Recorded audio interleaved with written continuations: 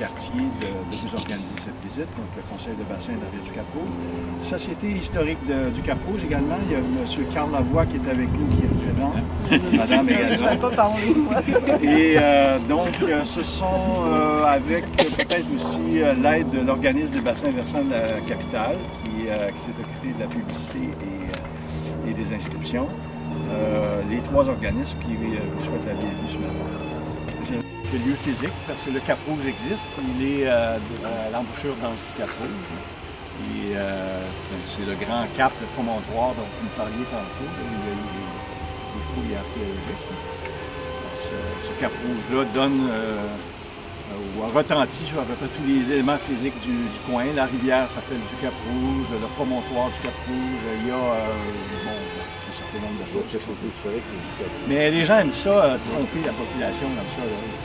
Rajouter un petit peu de complexité, là, ça fait du bien. Je voulais savoir. C'est là qu'on voit si les gens sont éveillés, s'ils disent du Cap-Rouge ou de Cap-Rouge, là on voit s'ils ont acquis la culture nécessaire. Alors ici, on est dans le parc des sentiers de la rivière du Cap-Rouge. C'est un parc qui a été constitué par la Ville de Québec après avoir, dans un premier temps, protégé les berges de la rivière. Ce sont en fait des parcs linéaires. C'est la même chose que l'on voit aussi dans d'autres rivières de la région. Ce sont d'abord l'application d'une réglementation sur les berges des rivières, sur les rives, qui oblige la protection du premier 15 mètres de rive le long des rivières, de chaque côté.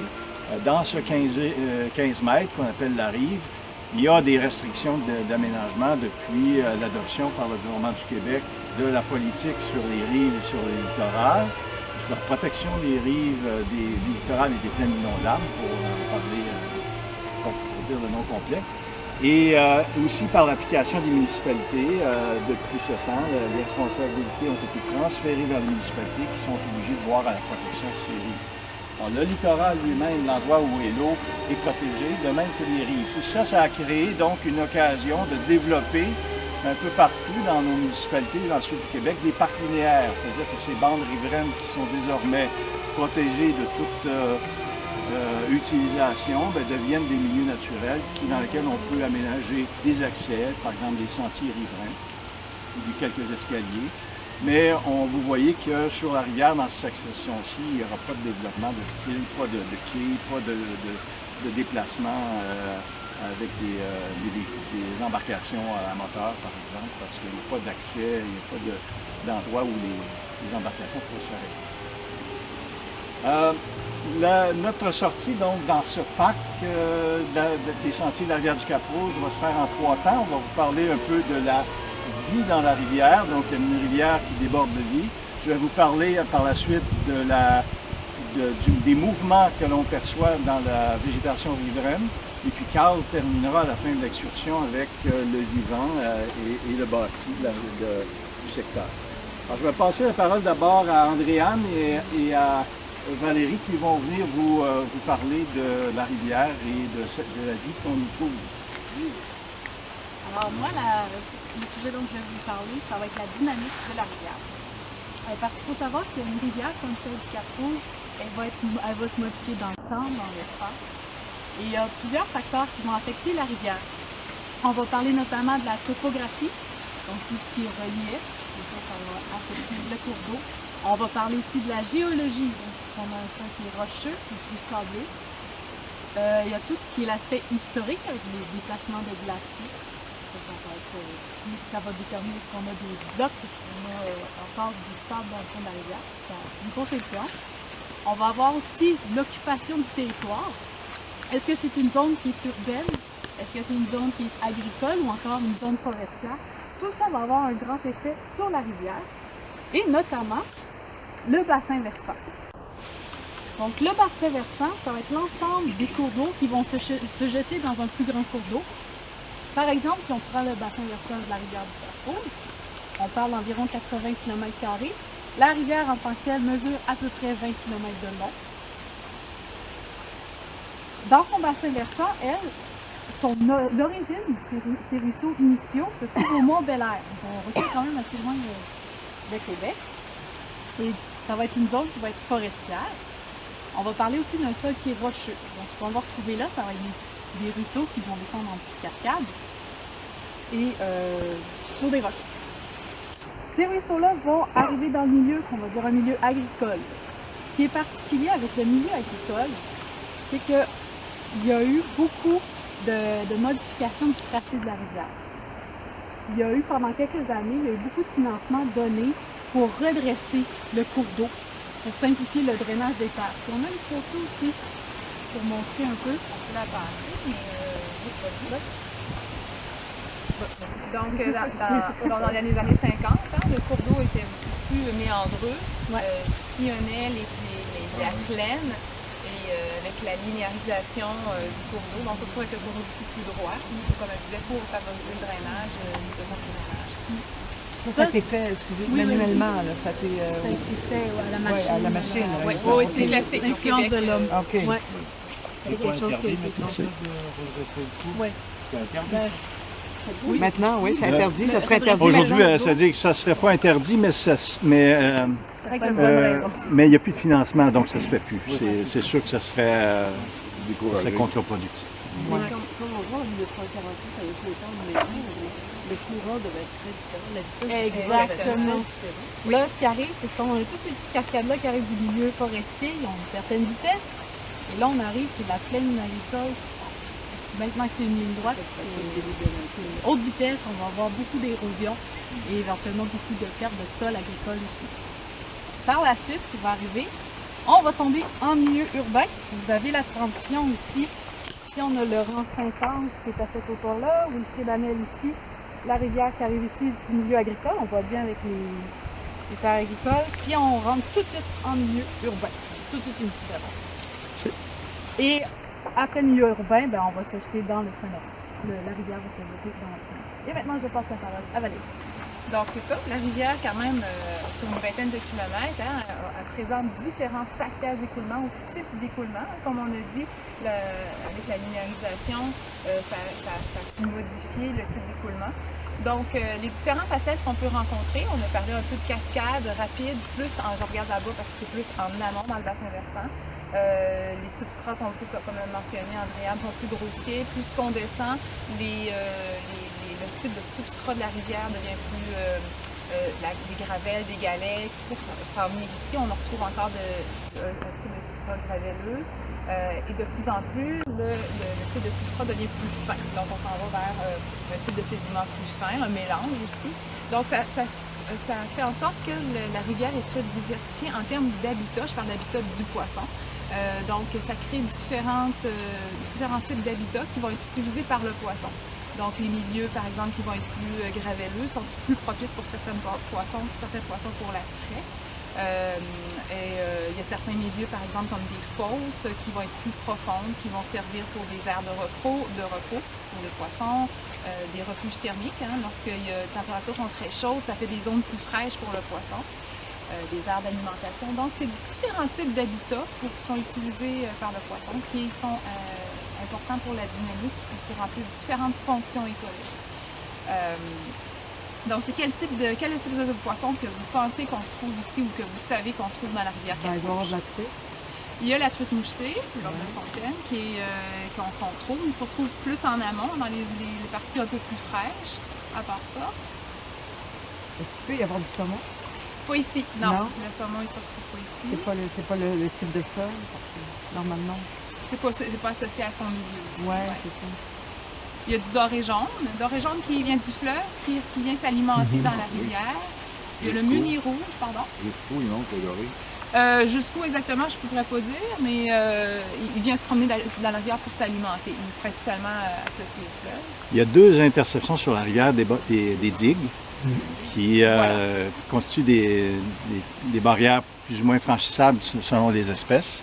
Alors, donc il y a une digue qui est située un petit peu plus en aval ici, près du ce qu'on appelle le pont du domaine.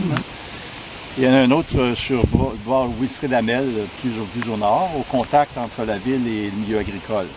Alors, en fonction de ces trois sections, on peut dire la section fluviale, plus basse, la section mitoyenne ici, puis ensuite la section amont, qui est au nord du bois Amel. on trouve des espèces différentes là, qui se rendent à différents niveaux en fonction de leur capacité de surmonter les seuils en question. Il n'y a pas de passe migratoire ici, donc les poissons ne peuvent pas remonter. La pêche est permise? Oui, la pêche est permise ici. Ouais. Il y a aussi l'épinoche à 3 épines. C'est un petit poisson. Je vais vous le faire passer parce que l'image n'est pas très grande. Donc, c'est un petit poisson qui a effectivement 3 épines sur le dos. Donc ici, on voit le mâle qui fait le nid. Donc, il fait le nid pour préparer le nid pour la ponte des œufs par la femelle. Il va ensuite garder les œufs. Donc, c'est un peu particulier. C'est le mâle qui va protéger les œufs. Il y a aussi l'omisco, qui est un petit poisson d'une dizaine de centimètres qui a des caractéristiques de la truite et de la perche, des perches. Omisco. Je l'ai-tu ici? Non, je ne l'ai pas ici. Ensuite, on a le meunier rouge, je ne l'ai pas ici. Donc, c'est un poisson qui va aller frayer un peu plus en amont, au fond gravelleux. Les graines meurent pour la plupart, mais certaines vont germer, former des semis, et ces semis vont être capables de pousser à l'ombre des arbres plus vieux. Et ce sont eux qui, un jour, lorsque l'arbre va mourir, vont prendre le dessus. On appelle ça, ce sont des végétations stables, et elles sont formées ici de plusieurs espèces, dont celle que vous avez juste la plus proche, l'arbre qui est juste au-dessus de nous, par exemple, c'est le pine de Pennsylvanie. Et vous avez aussi, on va remonter l'escalier, je vais continuer à vous montrer la végétation de la partie.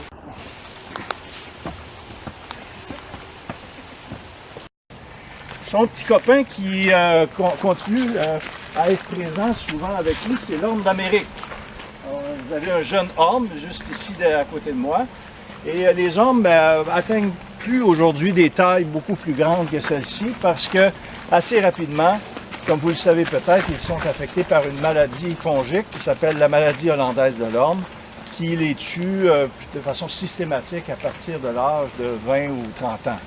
Donc l'orme aujourd'hui est toujours présent dans la Fresnaye, il est toujours trace de stabilité parce que c'est un arbre capable de se régénérer à l'ombre, mais malheureusement les maladies fongiques ou maladies c'est une maladie qui est d'ailleurs introduite d'ailleurs, qui est une maladie exotique, qui va faire de l'orme davantage un arbrisseau plutôt qu'un grand arbre. Parce qu'autrefois, les Carl probablement l'auraient dans les vestiges, toutes les historiques, non seulement de la ville de Québec, mais partout le sud du Québec. Les ormes sont de magnifiques et majestueux arbres qui peuvent atteindre 2 mètres de diamètre. On les voit d'ailleurs là où ils sont protégés, comme sur les parcs des champs de bataille, par exemple, vous avez des très gros arbres.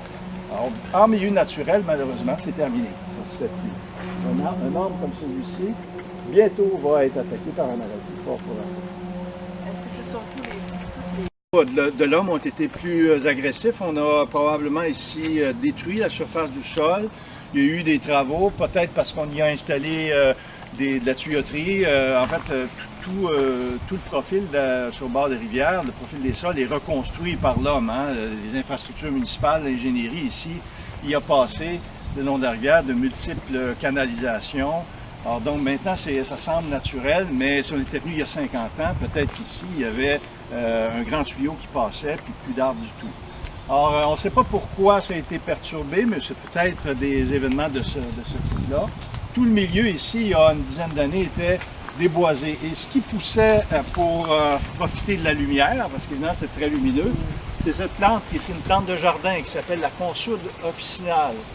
Alors, la consoude, c'est une espèce horticole qui produit des fleurs, mais qui produit aussi des feuilles comestibles et qui était très utilisée depuis l'Antiquité. Les Grecs la connaissaient déjà et l'utilisaient dans l'alimentation.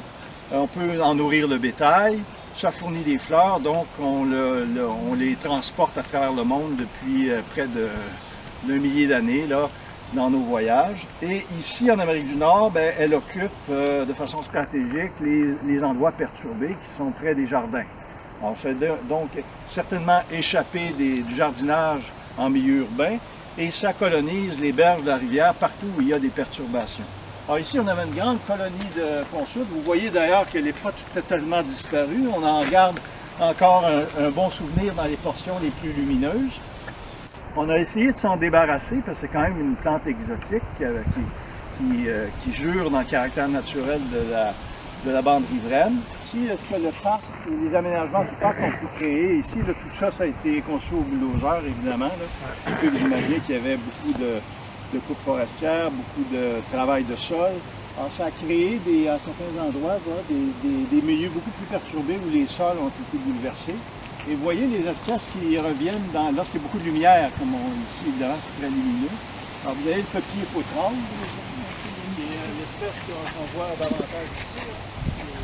Ce sont des espèces à croissance rapide. Dès qu'il y a de la lumière et de l'espace, ils vont se régénérer. Ils produisent des graines par milliers lorsque les fleurs viennent à maturité. Alors, ils vont très très rapidement. On dit que ce sont des espèces pionnières opportunistes. Vous voyez, le mot opportuniste veut dire dès qu'il y a une opportunité qui s'ouvre quelque part, une petite perturbation, rapidement les graines y germent et les espèces se développent. Le peuplier fautrande est comme ça. Le bouleau à papier que je vous ai montré tantôt, on va en trouver un petit peu aussi derrière. On en a un qui est juste là, derrière dans le talus. Alors ensemble, peuplier et bouleau sont des signes de perturbation importants. Il y a eu des trous de lumière importants, mais là on comprend qu'on est en bordure du parc, c'est normal. Mais ça, ce sont, si vous avez des milieux naturels, que vous voyez des présences de frênes et de bouleaux comme ça, c'est des signes de forte perturbation. Ça va? C'est juste le grand, là, c'est ça. De frênes de Pennsylvanie. C'est une menthe, ça? Oui. Donc là, ici.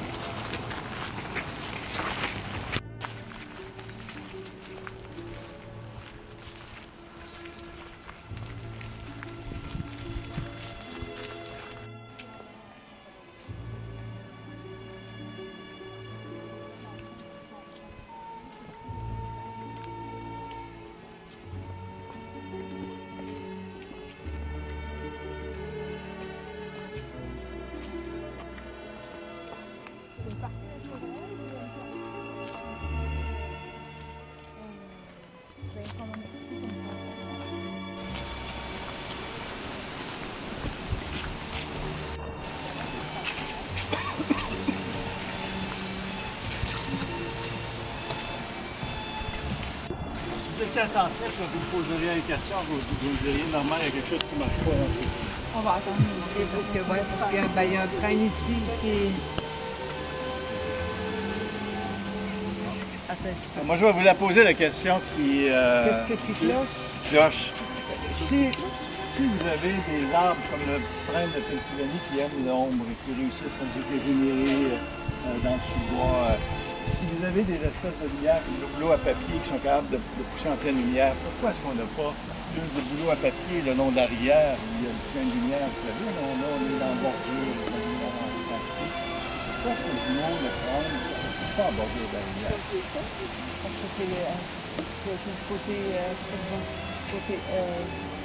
Il n'y en a pas plus de l'autre nord, côté, hein? hein? On est du côté nord. Non, il n'y en a pas plus de l'autre côté. Vous voyez, il y a le bouleau, le peuplier qui était abondant sur la terrasse en haut, ne se retrouvent pas en pleine lumière le long de la rivière. Il y a quelque chose qui les empêche de se réunir ici.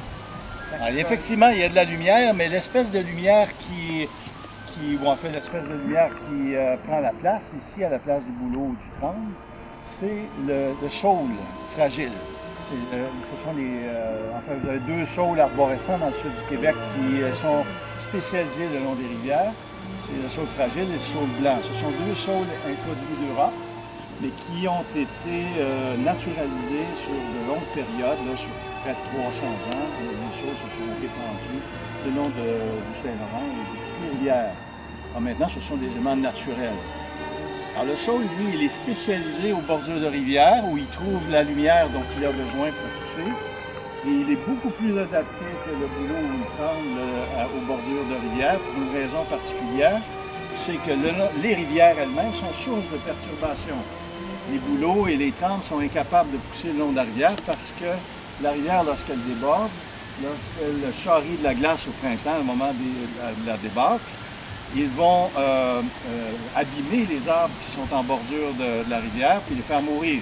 Alors, il faut donc des arbres qui sont résistants à l'abrasion mécanique causée par la rivière. Lorsque la rivière est en crue au printemps, je répète, elle charrie des glaces, mais peut aussi charrier des arbres tombés, des roches. Les rochers même peuvent rouler dans la rivière. Et ça amène en bordure beaucoup d'abrasions. Les arbres que l'on voit sur le bord de la rivière ont souvent des cicatrices. Leur écorce est éclatée, parfois même le tronc va éclater, de sorte que ça prend en bordure de rivière des espèces qui sont capables de réagir adéquatement à une telle perturbation, à une telle blessure, des blessures fréquentes. Et le saule est l'espèce la mieux adaptée à cette situation-là. Vous savez, les saules, dès que les branches touchent au sol, les branches vont bouturer. D'ailleurs, on utilise en agriculture ça depuis toujours. On coupe les branches de saule, on les plante dans le sol directement, puis c'est parti. L'arbre va retiger. C'est-à-dire, dès que les bourgeons qui sont sous l'écorce du saule entrent en contact avec l'humidité du sol, vont produire des racines. Ce sont des bourgeons dormants partout à l'intérieur de l'écorce. Entre le bois dans lequel la sève circule et l'écorce, vous avez des bourgeons qui sont partout dormants et qui ne demandent qu'une chose, perturbez-moi, blessez-moi et je vais réagir pour former une nouvelle tige. Alors,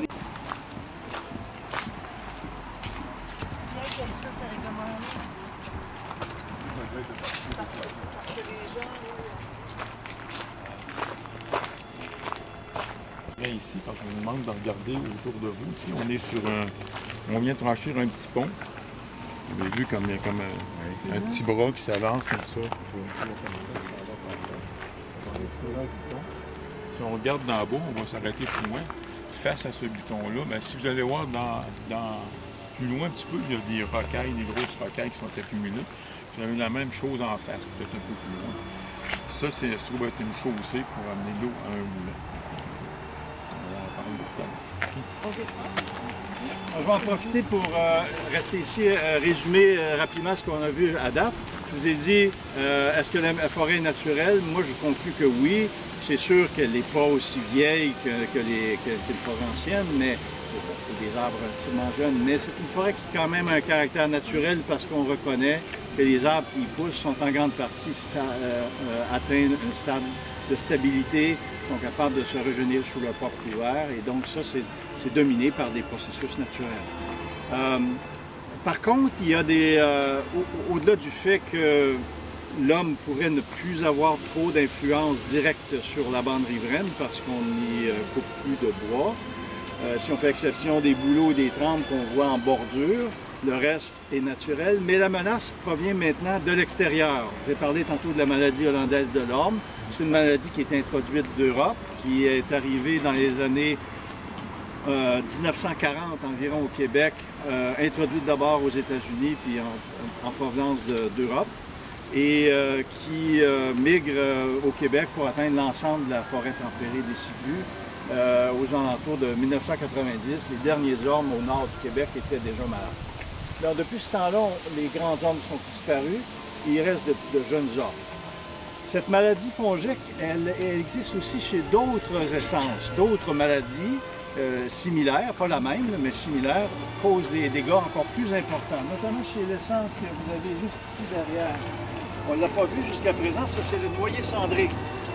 Le noyer cendré, c'est une espèce indigène de noyer en Amérique du Nord qui donne ce qu'on appelle la noix longue. Alors, il y a plusieurs sortes de noix au Québec. Il y en a en fait 4 espèces d'arbres qui donnent des noix. Mais celle-là, c'est la seule qui donne une noix comestible et qui a été longuement prisée par les premiers colons pour la récolte des noix. Donc c'est un arbre qui aussi a été cultivé. Je pensais que le noyer va disparaître plus tard. Je vais vous donner quelques informations aussi sur la grille du frêne.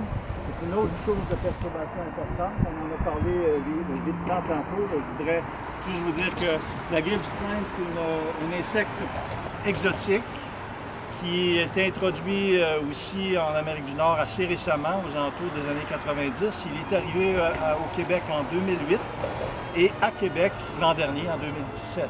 Donc la grille prend quelques années pour se développer et se régénérer à l'intérieur du tronc des arbres. C'est un insecte qui pond ses œufs à l'intérieur de l'écorce. Les larves se développent dans le bois sous l'écorce, vont complètement annuler l'arbre, c'est-à-dire prive l'arbre de sa canalisation, puis fait en sorte que l'arbre devient desséché, il n'est plus capable de faire circuler sa sève. Les insectes vont ressortir de l'arbre après quelques années et coloniser de nouveaux arbres alentours. Donc, il y a un cycle de colonisation, dégâts et transport vers d'autres arbres à infecter qui dure de 2 à 3 ans. Généralement, après 5 ans, c'est ce qu'on voit dans les régions de l'Amérique du Nord qui ont été affectées jusqu'à présent par la grille du frêne. 100% des arbres meurent à l'intérieur d'une période de 5 ans. Donc, si vous voulez, on va revenir visiter ici la forêt dans 5 ans et je vous garantis que 100% des frênes vont être mourants ou morts. C'est le plus grand désastre qu'on peut imaginer qui peut arriver à cette forêt-là qui aujourd'hui a acquis une certaine naturalité, qui a été protégée, puis il y a eu des grands efforts qui ont été faits pour la protéger. Et puis là, tout ça risque de partir en fumée très rapidement à cause de la grille du frêne. Alors, vous avez une forêt ici, 80% des arbres sont des frênes. Ça veut dire que quand les arbres vont mourir, il y a 20% seulement de couverts qui vont rester. Le reste, ce sont des apports de lumière. C'est de la lumière ici. Et qu'est-ce qui va revenir avec la lumière? Bouleau. Pas d'érable, non. Bouleau, tremble, mais surtout beaucoup d'herbacées. Des herbacées comme la consoude, des herbacées peut-être comme celle que vous voyez ici sur les berges aménagées. Alors celle que vous voyez, la grande, on peut s'en approcher. Là, ça c'est la pétasite du Japon. On appelle pétasite du Japon géante parce que c'est une plante qui peut atteindre 2 mètres de hauteur avec des feuilles, comme vous voyez, qui peuvent faire près de 80 cm de diamètre. C'est une plante ornementale qui provient du Japon. Les Japonais l'utilisent dans l'alimentation. C'est une plante qui est comestible et qu'on sait aussi qu'elle est aussi cancérigène aujourd'hui. Donc, il y a des choses comme ça avec les Japonais qui changent très lentement. Hein? Alors, si vous allez au Japon, faites attention à ce que vous mangez dans les soupes. Alors, c'est donc une plante qui est cultivée, qui est consommée et qui est plantée, souvent qui va être échappée des jardins. Ici, c'est probablement le cas. C'est une pétasite qui devait avoir été plantée ici à des fins ornementales. Et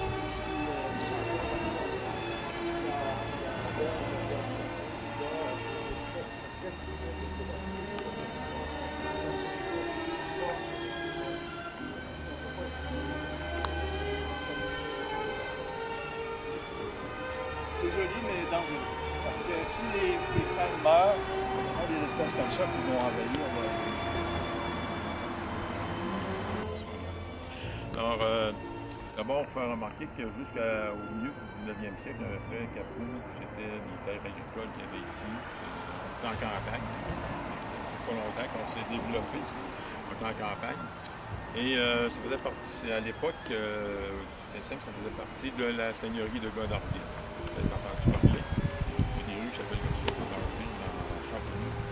Et la limite nord de la seigneurie, ça correspond à la rue de la Poterie, Jean Gauvin.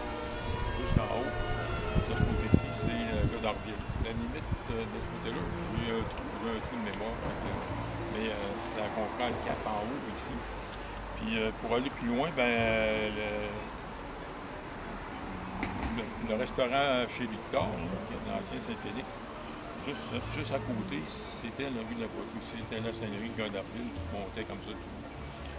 Alors, comme dans toute bonne seigneurie, le seigneur était tenu, lui, de fournir un moulin banal pour moudre le grain que les agriculteurs produisaient, puis lui avait droit de part de ça.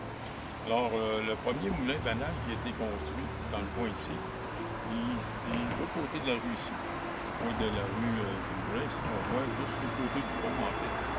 C'est un grand bâtiment qui avait 50 pieds par 30 de longueur, 18 pieds de hauteur, 2 étages, plus les combles qui étaient occupés par la famille qui demeurait là. Meunier, tout ça. Ça avait une grande roue de 14 pieds. Alors, pour emmener l'eau à un moulin, ça prend de l'eau pour faire tourner la grande roue. Il y avait des grandes meules de 4 pieds, 4 pieds et demi de diamètre à ce moment-là. Ça, c'est fait avec de la pierre qui vient une pierre spéciale, la pierre qui vient de France, qui est résistant, qui était... Les meules viennent de là. Quand on parle de pierre meulière, ça servait à faire les meules, ça venait de France. On s'est dit seulement en place. C'est un nom de guerrière. Il y a une place, mais c'est loin. J'ai pas poussé ma recherche là, mais c'est juste un nom comme ça. Mais ça venait tout de France à ce moment-là, sous le régime français. Il est mentionné, entre autres, que si jamais on ne peut pas avoir la pierre tout de suite à cause du transport, des délais ou quelque autre raison, ils font temporairement, ils utilisent la pierre ici. C'est une pierre qui est quand même assez résistante, assez molle pour embrouiller le là, mais aussi pas trop dure pour là, c'est vraiment pittoresque, avec toutes les arbres. Puis le chemin il continue en fait ici. Fait que la construction du viaduc du pont puis la partie de tracé qui mène au pont. Ça serait intéressant de faire un escalier de chaque côté puis de faire une transverse directe. Continuer un beau paysage qui reste pittoresque. C'est probablement des riverains qui ne sont pas intéressés. C'est ça, les riverains d'un fois.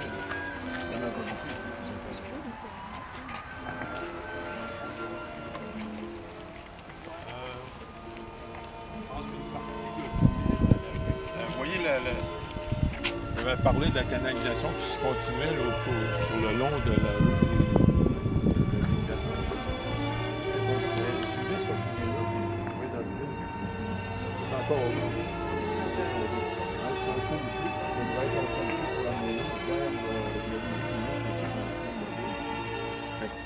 le paysage en gros.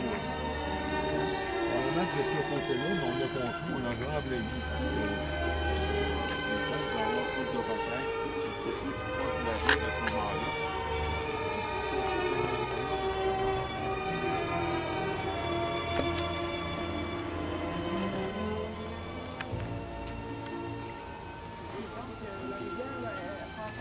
On va déposer un petit peu, vous allez mieux voir.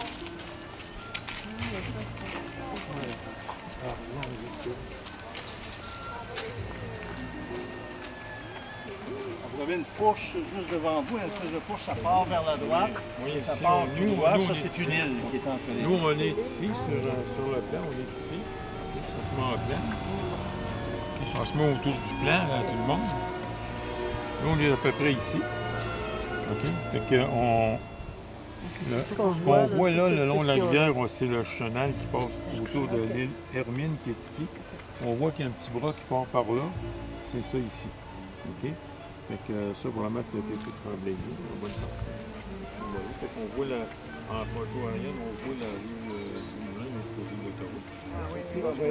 On voit la digue, je vais la digue, à travers. Donc jusqu'à la digue, la marée remonte tous les jours, 2 fois par jour. Donc ça c'est des zones qui sont inondables lors des marées hautes. Ça fait que côté nature, ça va. côté historique, on voit, j'ai parlé qu'il y avait du remblai, probablement que ça ici.